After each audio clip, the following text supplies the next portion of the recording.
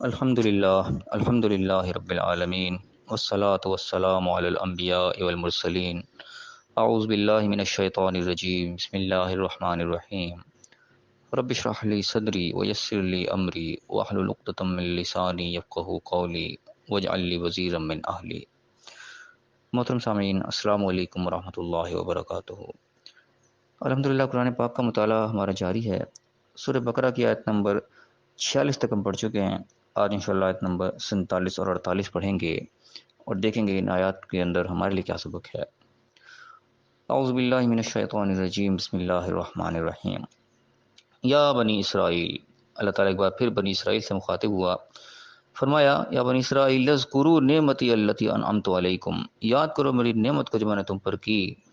وانی فضلتکم علی العالمین، اور ہم نے تمام جہان والوں پر، ساری دنیا پر، سب کو پر تم کو فضیلت بخشی، تمہیں ایک برتری عطا کی۔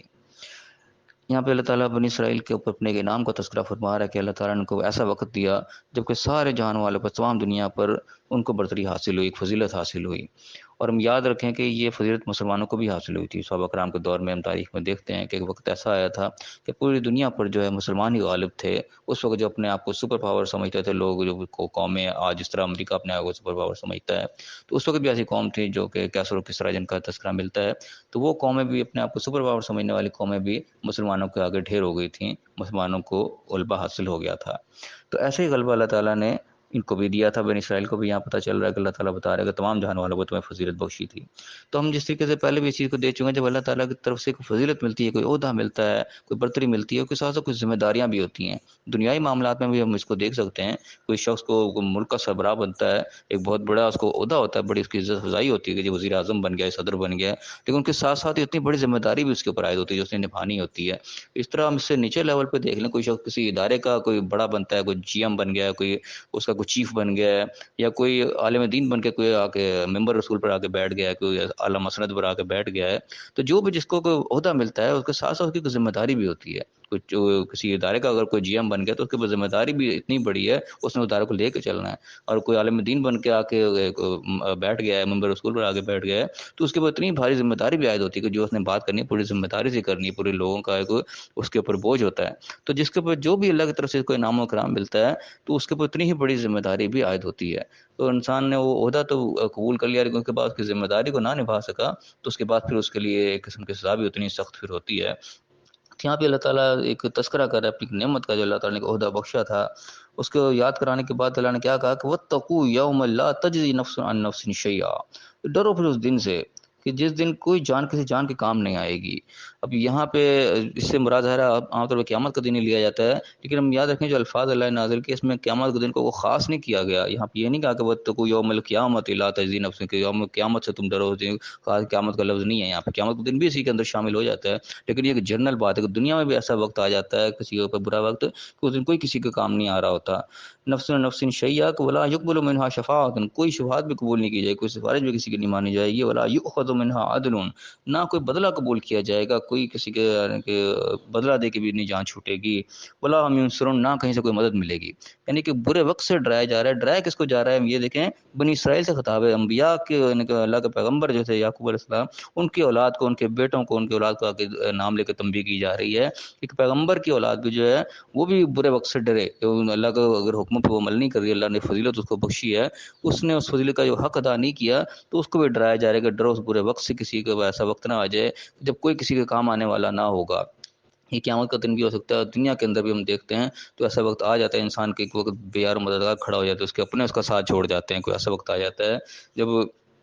اولاد انسان کے ساتھ چھوڑ جاتی ہے، ماں باپ ساتھ چھوڑ جاتے ہیں، بھائی بہن رشتہ دار سب کے سب ساتھ چھوڑ جاتے ہیں، انسان تنے تنہا رہ جاتا ہے، کوئی اس کا سپورٹ کرنے والا نہیں، تو کوئی اس کا ساتھ دینے والا نہیں ہوتا۔ بعض میں انسان کے اپنے کرتوت ایسے ہو چکے ہوتے ہیں، ایسے کام کر چکا ہوتا ہے کہ ہر کوئی اس سے بری ذمہ آ جاتا ہے کہ بھائی میں بری ہوں اس شخص سے۔ تو یہ اس وقت سے ڈرایا جا رہا ہے، یہ وقت دنیا میں بھی آ سکتا ہے اور آخرت میں بھی آ سکتا ہے، دونوں طرف یہ چیز لاگو ہوتی ہے۔ ہم عام طور پہ کئی آیات کو صرف جو ہے وہ بس آخرت تک ہی محدود کر لیتے ہیں کہ شاید قیامت کے دن کا تذکرہ ہو رہا ہے، نہیں ایسا نہیں ہوتا ہے۔ آیات جو ہوتی ہیں بہت جگہ جنرل ہوتی ہیں، ہوتی ہیں، دنیا میں بھی اس قسم کا وقت کسی پہ بھی آ سکتا ہے۔ تو اللہ تعالیٰ اپنی نعمت کو یاد کر کے، اصل میں نعمت کو یاد کرنے کا مقصد بھی ہوتا ہے، خالی نعمت یاد کرانا مقصود نہیں ہوتا، اس نعمت کے ساتھ ایک ذمہ داری بھی جڑی ہوئی ہوتی ہے، اللہ تعالیٰ نے اس کے ساتھ کچھ احکامات بھی دیے ہوئے ہوتے ہیں۔ تو یہ سر کے ساتھ ہے، دنیائی معاملات میں بھی اس طرح اور دینی معاملات میں بھی، کہ جب اللہ تعالیٰ کی طرف سے نعمت ملتی ہے اس کے ساتھ ذمہ داری ہوتی ہے۔ تو نعمت کو یاد کرانے کا مقصد ہے کہ یاد کرو جب نعمت تم نے اللہ کی، اس سے تم اویل کیا، تم نے اس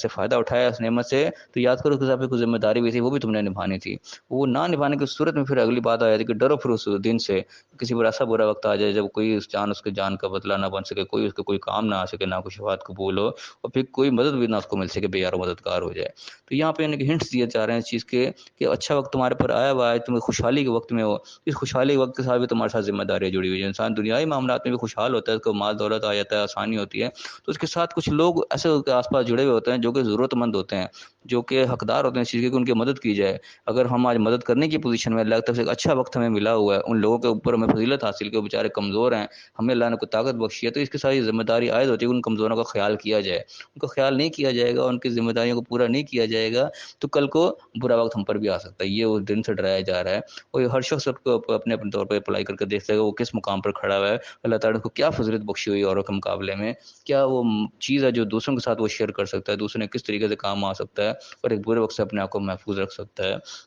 تو ان آیات کے اندر خاص طور پہ اس طرف ایک اشارہ مل رہا ہے کہ جب اللہ کی طرف سے فضیلت ملی ہے تو اس کے ساتھ جو ذمہ داریاں نہ نبھائی جائیں گی تو پھر ڈرو اس دن سے کہ جس دن کوئی کسی کا کام نہیں آئے گا۔ اور سب سے بڑی یعنی غور طلب بات ہے کہ ڈرایا کس کو جا رہا ہے؟ انبیاء کی اولاد کو، کہ نبی کی بھی کوئی اولاد ہے تو اس کے ساتھ بھی اللہ کا قانون ہے کہ یہ نہیں کہ نبی کے اولاد ہونے کی وجہ سے کوئی علیحدہ سے ایڈوانٹیج مل جائے گا اور اس کو جو ہے کوئی اس کو برا وقت نہیں آئے گا، ایسا ہرگز نہیں ہے، بلکہ قرآن واقعات سے اس قسم کے بھرا پڑا ہے کہ نوح علیہ السلام کا بیٹا ان کا نبی کا ہی بیٹا تھا، لیکن جو عذاب آیا تو وہ اس کے اندر وہ مارا گیا۔ تو یہ اللہ کا قانون ہے، اس میں کسی کی بھی وہ نہیں ہوتی، کوئی طرفداری نہیں ہوتی، کسی کو وہ نہیں دیکھا جاتا ہے، کوئی رشتہ داری، کوئی وہ حسب نسب نہیں دیکھا جاتا۔ قانون اللہ کا قانون ایک برابر ہے سب کے لیے، جو کہ میرٹ کے اوپر ہے، جو اس میرٹ پہ پورا اترتا ہے اس کو اس کے انعام و اکرام بھی ملتا ہے، جو اس میرٹ سے گرتا ہے تو پھر اس کی سزا بھی اس کو ملتی ہے۔ اللہ کے یہاں یہ رشتہ داری والا معاملہ کوئی نہیں ہے، اللہ کے یہاں جو قانون ہے وہ سب کے لیے برابر ہے۔ یہ دنیا کے اندر ہی ہمارے چلتے ہیں قانون جو ہے، امیر کے لیے اور ہو جاتا ہے، غریب کے لیے اور ہو جاتا ہے، اللہ کا قانون ایک ہی ہے، نبیوں کے لیے بھی اللہ تعالیٰ کا وہی قانون ہے، اور عام عوام الناس کے بھی اللہ تعالیٰ نے قانون ایک ہی رکھا ہے۔ جو اس کی خلاف ورزی کرتا ہے، چاہے وہ کوئی نبی کا رشتہ دار ہے، نبی کا بیٹا ہے یا نبی کا باپ ہے، کوئی بھی ہے، اللہ تعالیٰ اس چیز میں کوئی فرق نہیں رکھتا، اللہ نے قانون اس برابری سب کے لیے رکھا ہے۔ تو بہرحال ہمیں جو واضح طور پر سبق نظر آ رہے ہیں آیات میں وہ یہی ہے، جب اللہ کی طرف سے فضیلت ملی ہے تو اس کے ساتھ لازمی بات کوئی نہ کوئی ذمہ داری ہیں، ان ذمہ داریوں کو نہیں نبھایا جائے گا تو نبی کی اولاد کو بھی متنبع کیا جا رہا ہے، تو جو نبی کی اولاد جو ہے اس کو وارننگ دی جا رہی ہے، تو ہم اور آپ جو ہے وہ کس باقی مولی ہیں؟ ہم اگر اپنی ذمہ داریوں سے آنکھیں بند کیے رکھیں گے تو ہم کیسے یہ امید لگائے بیٹھے ہوں کہ ہمیں کوئی برا وقت نہیں آئے گا، ہم پہ کوئی مشکل وقت نہیں آئے گا، اللہ تعالیٰ ہماری دعائیں ایسے ہی سنتا چلا جائے گا، ہم جو بھی کرتے چلے جائیں اللہ تعالیٰ ہم رحمتیں جاری رکھے گا؟ ایسا نہیں ہوتا۔ جب ہم اللہ کی نعمتوں سے مستفید ہو رہے ہیں اور اپنی ذمہ داریوں کو ہم نہیں نبھا رہے ہیں تو بھی برا وقت آئے گا۔ اللہ تعالیٰ نے پہلے سے یہاں پہ الرٹ کر دیا ہے، متنبع کر دیا ہے اس چیز کہ ڈرو اس وقت سے۔ تو اللہ تعالیٰ ہمیں صحیح معنوں میں اس وقت سے ڈرنے کی توفیق عطا فرمائے۔ جو اللہ تعالیٰ نے ذمہ داریاں ہم پر لاگو کی ہیں نعمتوں کے ساتھ، تو اللہ تعالیٰ ہمیں اپنی نعمتوں سے بھی نوازے، اور جو ذمہ داریاں اللہ نے ہم پر ڈالی ہیں ان ذمہ داریوں کے ہمیں پورے احساس کے ساتھ جو ہے وہ ان کو نبھانے کی توفیق عطا فرمائے۔ ہر قسم کے برے وقت سے اللہ ہمیں بچائے، دنیا کے بھی اور آخرت سے بھی۔ اللہ تعالیٰ ہمیں صحیح سمجھنے، صحیح عمل کرنے کی توفیق عطا فرمائے، اور دنیا اور آخرت دونوں جگہ کامیاب فرمائے۔ آمین۔ وآخر دعوانا ان الحمد للہ رب العالمین۔